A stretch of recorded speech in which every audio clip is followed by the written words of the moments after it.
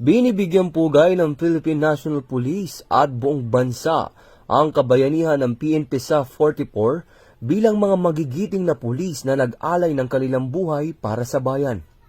Ang PNP sa 44 ay nagbuwis ng kanilang buhay sa isang operasyon na nagpakita ng kanilang hindi matatawarang tapang at dedikasyon sa paglilingkod sa publiko.